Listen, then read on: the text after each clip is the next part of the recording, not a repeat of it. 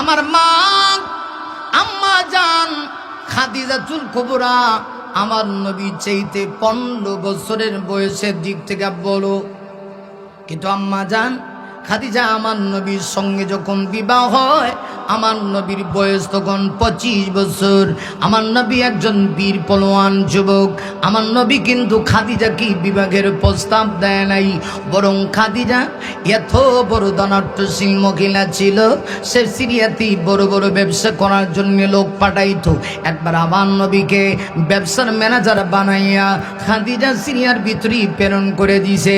ব্যবসার ম্যানেজার বানাইয়া যখন পাঠাইছে আমার নবীর সঙ্গে খাদিজা তার গোলাম দিয়া দিছে। গোলাম এসে খাদিজার কাছে এমন কিছু কইছে, খাদিজা আমার নবীর প্রেমে পড়ে গেছে। গোলাম এসে ডাক দেয়া কয়, ও খাদিজা, জীবনে কত মানুষ দেখেছি কিন্তু মোহাম্মদ বিন আব্দুল্লাহর মতো একটা মানুষও দেখি নাই। জীবনে বহু ম্যানেজারের সঙ্গে সফর করেছি কিন্তু এত দামি মানুষ আমি জীবনে দেখি নাই।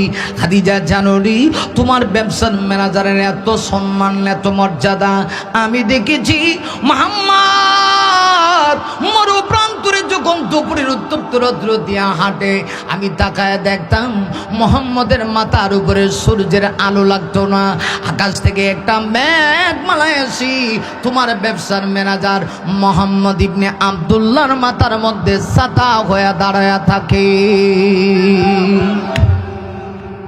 খাদিজা এমন ব্যবসার ম্যানেজার পাইছো তুমি? মোহাম্মদ সাল্লাল্লাহু আলাইহি রাস্তা দিয়ে হাঁটতে যায়, আকাশের মেঘমালা এসে তার মাথায় দাঁড়ায় থাকে, সূর্যের তাপ লাগে না। সুবহানাল্লাহর উপরে ঠান্ডা পড়ছেন। অসুবিধা হইতেছে, অসুবিধা হইতেছে, অসুবিধা হইলে আমার ডাবল সুবিধা।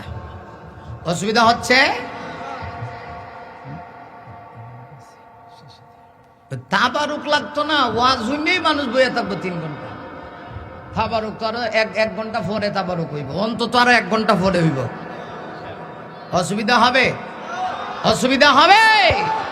মারহাবা কর, জোরে কন মারহাবা। 12টার আগে আমি ওয়াজ শেষ করতাম না, এখানে 12টাই বাজাম ওয়াজ গা। মারহাবা কন, লিল্লাহে তাকবীর, আরো জোরে লিল্লাহে তাকবীর।